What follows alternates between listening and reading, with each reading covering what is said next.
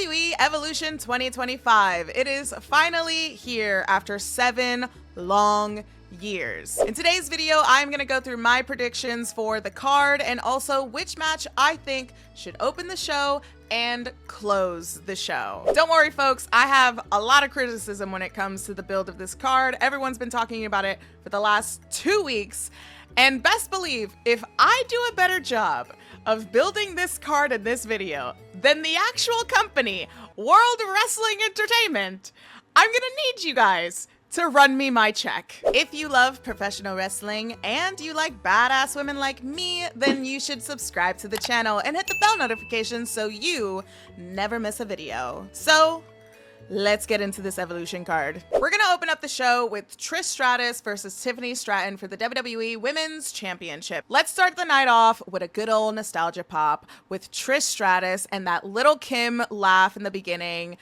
Let's get excited for the card because it feels like a lot of us are excited for the card, but that's only because it's an all women's card, which again, we're going to support women, but is WWE supporting women with this card? However, I will say, I think that Nikki Bella should have been in Trish Stratus's position with this match after Liv Morgan got injured. It sucks that Liv Morgan got injured, and whatever they were planning with Nikki and Liv, Raquel, the tag titles, maybe Brie Bella was gonna come out. It absolutely sucks that they had to go a different direction. Putting Nikki Bella in the Battle Royal, not sure. We'll get to that in a second, but I think it would have been really cool to see Nikki versus Tiffany Stratton. I hope Trish Stratus does not wear pink. I hope Trish does not wear pink, because Tiffany going against any blonde that's wearing pink is pretty much the Spider-Man pointing meme, okay? Very curious how the chemistry is going to be with Tiffany and Trish, but my prediction for this match, Tiffany is going to retain. It would be so cool, though, to see a legend like Trish Stratus win and hold a main title going into SummerSlam, and at that facing against Jade Cargill, because Jade Cargill is the queen of the ring, and after she won that, she is promised a title shot at SummerSlam. How freaking cool would it be if Trish was in that position? I don't think WWE likes nice things, so Tiffany Stratton is going to retain. Next on the card is the NXT Women's Championship, which is JC Jane versus Jordynne Grace. This is such a cool match. This is such a cool match to display the talent in NXT, and pretty exciting for TNA as well, because the winner of this match goes on to Slammiversary to face Masha Slamovich, and this could go either way. We did see JC attack Masha last week on TNA, so they've already set up a little bit of tension there between Masha and JC, but I just think that Jordynne should go back to TNA with an NXT title. That'd be so cool. Dude, she ruled as the Knockouts Women's Champion, and at that, Jordynne had such a great match against Masha last year. I believe it was Bound for Glory. Daniel, please correct me on that. But I think they should run it back. And how cool would it be for Jordynne Grace to go back home to TNA, where she truly did make a name for herself in that company, and go back and face Masha? Like, oh God, it'd be so cool. And honestly, that is the reason why I want Jordynne Grace to win the NXT Championship.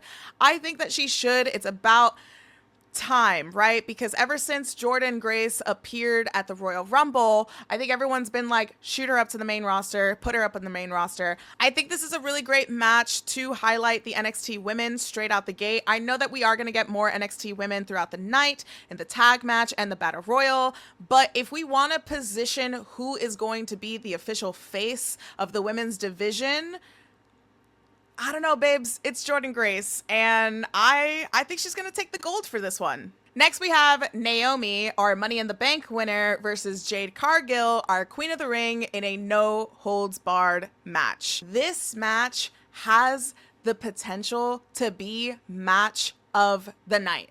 I feel like everyone is sleeping on this match, and also, this match actually has a legitimate, interesting story, and a long-term story at that was dating all the way back months ago. Are you kidding me? Yes, they did have their WrestleMania match this year. It was great, but with this stipulation, this match, man, this is gonna be a really, really fun match to watch. I don't think this is a popular prediction. I think Naomi should win. I think Naomi should win and shake up Jade Cargill's confidence a little bit after winning the Queen of the Ring. I know that people are like, oh, she just won the Queen of the Ring. It doesn't make any sense. You don't want to give her a loss.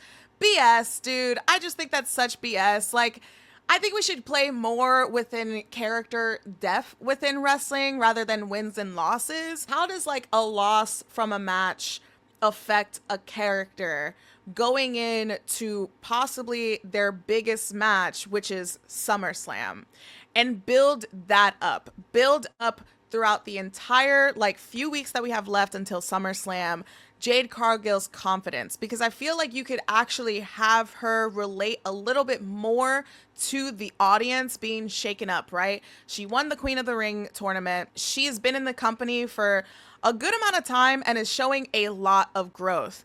I feel like character-wise, we need to see a little bit more of that growth from Jade Cargill.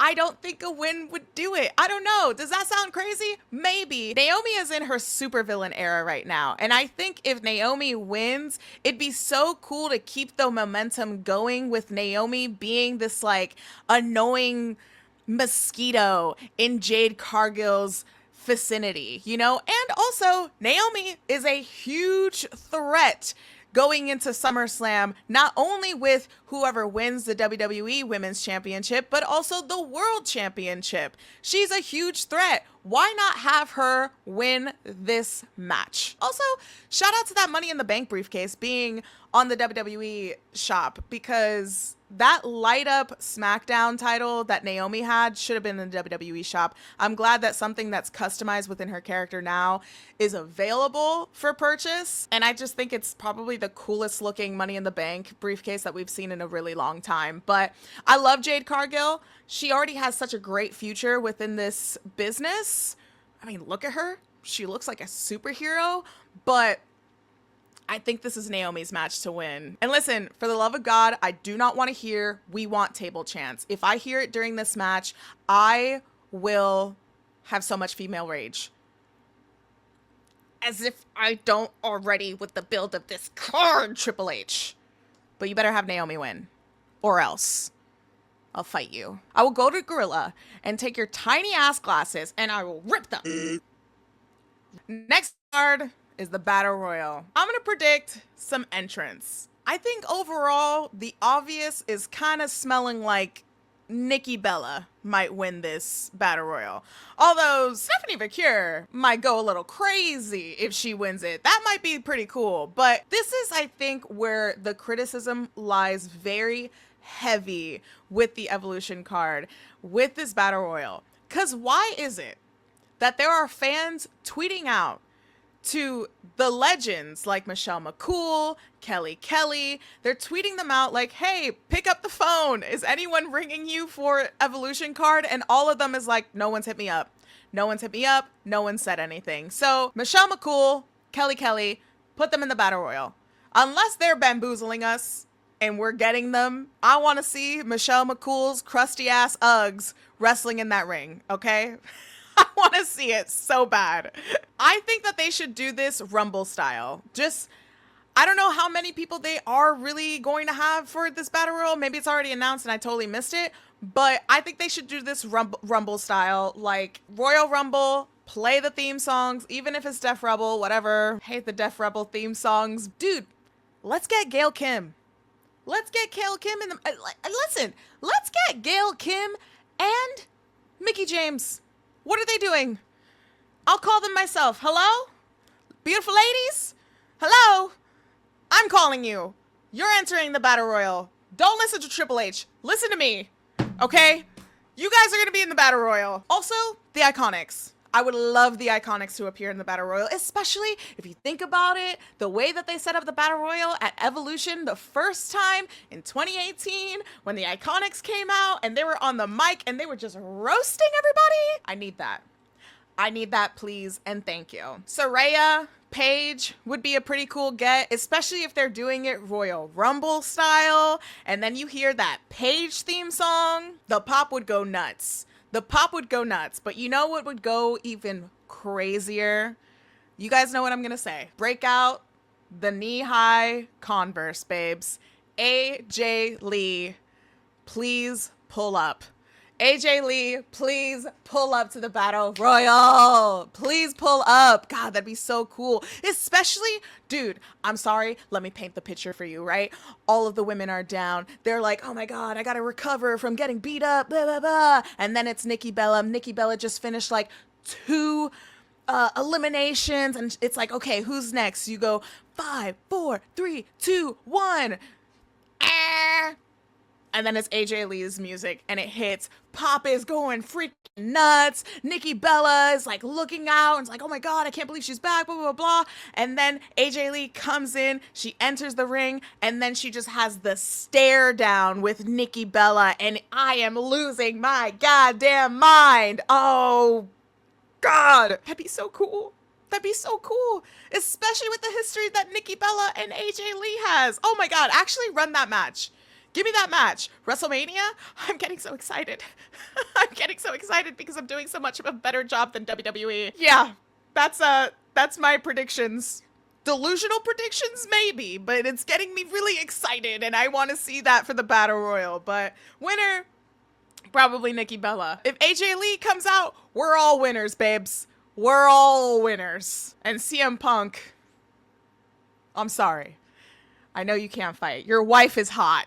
Your wife is so hot. Next on my card is going to be Rhea Ripley versus Io Sky for the WWE Women's World Championship. I know that there's not much of a story here in this match. I think that they did build up a pretty interesting story with the video package that they released on Monday Night Raw this week, but just start the match. Just ring the bell because these two already have such fantastic chemistry dating back all the way to the Mae Young Classics. Not even NXT. Mae Young Classics. Incredible chemistry. I don't care who wins because I know that this match is going to fucking rule. It's so good. It's so, so good. I actually didn't put 2 and 2 together that Rhea has never defeated Io on a one-on-one match. And I think this is a lot of fun to play around with Rhea's character right now. Rhea's character analysis that she has been doing throughout the year, especially if you watch Chris Van Vliet's interview that she recently did, I feel like she's so tapped in to who Rhea is. She lost her family, which was the Judgment Day. She lost her man, which is Dominic Mysterio. And she lost really the most important thing in her life, which is her world championship. That is her title. And I think the person holding the title, which is Io, I think that person being Rhea's ultimate mountain that she has to climb, right? Because Rhea has never won against Io. So that's somebody in Rhea's radar that is going to be so important for her to defeat rather than winning a title. I feel that right now, Rhea's character is a little shaken up, especially after WrestleMania. And that title is so important to her, right? Like she's always been on the chase for that, especially after her devastating loss with, again, Dominic and Judgment Day. I think it would be so cool to build up on that confidence level that Rhea would either gain or lose with a win and loss with this match. I know that some people aren't going to like that Rhea is probably going to win. That's my prediction. I do think that Rhea is going to win because it's a corporation prediction. SummerSlam is around the corner. Got to start selling tickets. And Rhea is the hottest thing in the company right now. She is such a huge, massive draw. So going into SummerSlam, her having that championship, it makes sense.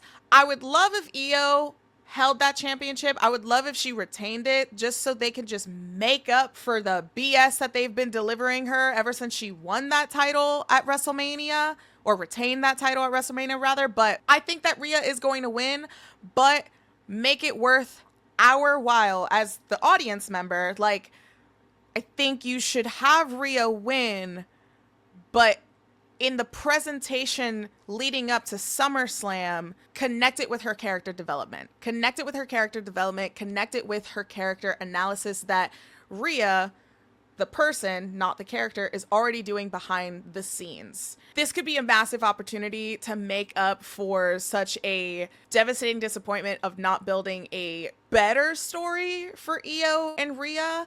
And I think you could also position Io to have that rematch at SummerSlam, especially if this match is going to go off. This match is going to go so good. Let's make some effort. Let's make some effort, WWE, right? Doesn't that make sense? If it makes sense for your wallets, shouldn't it make sense for your brains? Following that, we have the WWE Women's Tag Match. Raquel Rodriguez, Roxanne Perez versus Alexa Bliss and Charlotte Flair versus the Kabuki Warriors, which I'm very happy are reunited again. And then over at NXT, we have Suka and Zarya. I think this is a cool match for Kabuki Warriors and Sol and Zarya. I love the Kabuki Warriors. Again, I'm really happy that they reunited. Good on Roxanne and Raquel for making up, a devastating loss within Liv Morgan getting injured. She's not dead, she's alive, as Raquel said, and Roxanne is setting up some kind of memorial. This match, I feel, is more important for the NXT women. And I think that Ruka and Zarya should win the tag titles. Bring those titles back to NXT. I think the tag titles just need a break from the main roster. I feel so burnt out with the main roster trying to scramble together tag teams that don't fit, Alexa Bliss and Charlotte Flair, yes, they are two big names that should be included in this card. I don't think that they should be a part of this tag match.